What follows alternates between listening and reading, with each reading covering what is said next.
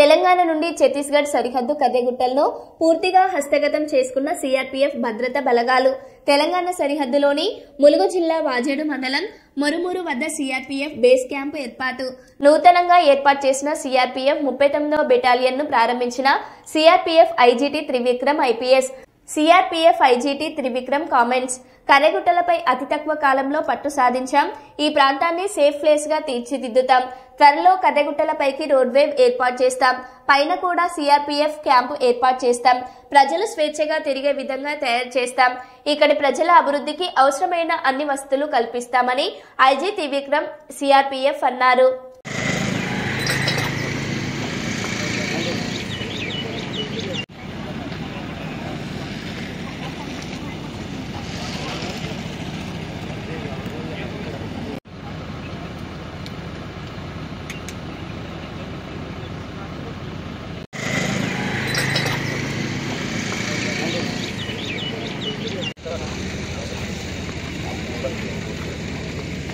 आपका press conference हो गया?